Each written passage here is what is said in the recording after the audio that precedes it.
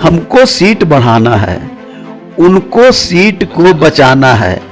तो लड़ाई वहाँ डिफेंसिव है, हम ऑफेंसिव हैं, और जो ऑफेंसिव होता है वो लड़ाई जीतता है। दोनों विधानसभा क्षेत्र से जनता ने मन बना लिया है, सिर्फ 30 तारीख का इंतजार करने की, 30 तारीख हो और हम लोग अपना बटन दबा करके और महागठबंधन को जिताने का काम करें।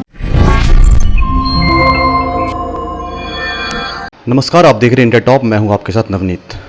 बिहार में 30 अक्टूबर को 2 विधानसभाओं में उपचुनाव होने वाला है, जिस उपचुनाव को लेकर बहुत सारी अटकलें लगाई जा रही है। महागठबंधन में टिकट को लेकर भी बहुत सारी हलचलें चल रही है। अभी हमारे साथ बात करने के लिए राजद के राष्ट्रीय महासचिव श्याम जी मौजूद हैं। श्याम सर से बात करेंगे हम, आखिर क्या चल रहा है। देखिए, चुनाव 30 अक्टूबर को होना है। 2 जगह उपचुनाव की घोषणा हुई है चुनाव आयोग के द्वारा। दोनों सीट जनता दल यू के नाम से था। हालांकि जनता ने मुझको मैंडेट दिया था, लेकिन नीतीश कुमार और एनडीए ने साजिश के तहत सर्टिफिकेट जनता ने मुझको जिताया और सर्टिफिकेट जनता दल यू को मिल गया, एनडीए को मिल गया। लेकिन जनता इसके लिए बहुत ही प्रताड़ित अपने को महसूस करती रही, अपने को छला हुआ महसूस करती रही। और बाई इलेक्शन होना है। बाई इलेक्शन में दोनों जगह हम लोग बहुत ही मजबूत स्थिति में हैं और हम लोग चुनाव लड़ेंगे, क्योंकि महागठबंधन एकजुट है और जिसका नेतृत्व श्री तेजस्वी प्रसाद यादव जी करते हैं। और सभी जो यूपीए के घटक दल के तमाम लोग, वामपंथी लोग ने बिहार में तेजस्वी यादव जी में अपनी नेतृत्व को स्वीकार किया है। जनता ने भी तेजस्वी यादव जी के जो कारनामे रहे, कार्य रहे हैं विधानसभा के पटल पर और सड़क पर, चाहे बेरोजगारी के सवाल पर हो, किसान का सवाल पर हो, चाहे छात्रों का सवाल पर हो, या लॉ एंड ऑर्डर का सवाल पर हो, चाहे आपका जो आर्थिक व्यवस्था इतनी खस्ता हालत होगी, इन सारे सवालों पर जनता के सामने अपने आप को आगे बढ़ करके लड़ाई लड़ने का काम किया। तो जनता ने तेजस्वी यादव को स्वीकार कर लिया और सभी दल के लोग, चाहे कांग्रेस हो, वामपंथी हो, सभी लोगों ने तेजस्वी यादव जी में अपना नेतृत्व को स्वीकार किया है। इसलिए जो चुनाव होगा 30 अक्टूबर को, 8 तक नॉमिनेशन होना है, वो चुनाव में दोनों सीट महागठबंधन मजबूती से लड़ेगा और परास्त करेगा एनडीए को। ये तो ठीक है सर कि महागठबंधन चुनाव लड़ेगी, लेकिन महागठबंधन में राजद और कांग्रेस को लेकर के सवाल खड़े हो रहे बार बार कि कांग्रेस भी टिकट की मांग करे, क्योंकि वो भी इससे पहले कुशेश्वर स्थान से कांग्रेस के प्रत्याशी चुनाव लड़े थे। तो इस पर सर क्या है सर, राजद ने अब तक इस पर क्या फैसला किया? कुशेश्वर स्थान से भी महागठबंधन लड़ा था, तालापुर से भी महागठबंधन लड़ा था। अलग है कि जब रणनीति बनती है तो कौन तीरंदाजी वाले किस कॉर्नर पर रहेगा, तलवारबाजी वाले लोग किस कॉर्नर पर रहेगा, लाठी वाले किस कॉर्नर पर रहेगा, कुश्ती वाले किस कॉर्नर पर रहेगा, ये रणनीति बनती है। सर ये कांग्रेस जो लगातार उस सीट को लेकर दावे करे, कुशेश्वर स्थान वाले सीट को लेकर, इसको लेकर सर क्या कहिएगा? राजनीतिक पार्टी है, हम भी दावे करते हैं, वो भी दावा करते हैं, तो दावा करना अलग सवाल है। आज के दिन में हमें नेस्तनाबूद करना है बीजेपी को, एनडीए को, जनता दल यू को। इसलिए उस रणनीति के तहत महागठबंधन मिलजुल करके हम लोग फैसला लेंगे। सर कांग्रेस को मना पाएंगे आप लोग? मनाने और रुसाने का कहाँ सवाल है, जो भी तय होगा सब मिलकर करके तय करते हैं। हम लोग के यहाँ उस बार हम लोगों ने 70 सीट से ज्यादा सीट दे दिया कांग्रेस को, वामपंथी को 20 सीट दिया, हम लोग भी लड़े। तो इसका मतलब थोड़ा है कि इतना सीट हमारा हो गया था। सब महागठबंधन के ही अलग अलग स्रोत थे, टहनियां थी। उस टहनियों में अलग अलग जिम्मेदारी, जो पहले मैंने कहा कि रणनीति जब होती है तो अलग अलग लोगों को खड़ा किया जाता है। आपने सर चिराग पासवान से मुलाकात की है कि उपचुनाव को लेकर उनका सहयोग कहीं न कहीं मांगी गई है, इसको लेकर सर ये समाचार आप लोग को कैसे मिल गया, इसके बारे में तो चिराग पासवान जी ही ज़्यादा मजबूती से बोल सकते हैं, क्योंकि उनकी पार्टी को उनका निर्णय लेना है। और जहाँ तक समर्थन मांगने की या ठुकराने की सवाल तब आएगी जब कोई बात बनेगी।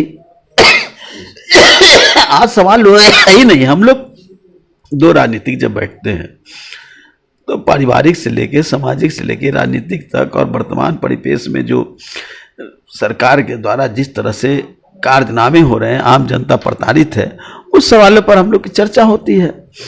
ऐसा कोई चर्चा नहीं था कि हमने कोई मांगने गया था। अभी मांगने का न मांगने का कहाँ सवाल है, ये तो उनको तय करना है, उनकी पार्टी को कि हमको क्या करना है। जब तक वो अपना ओपन नहीं करेंगे तब तक कोई सवाल दूसरा बात कहाँ से आ सकता है। दूसरा सवाल सर ये है कि केंद्र सरकार ने जातीय जनगणना की मांग को ठुकरा दिया है सर।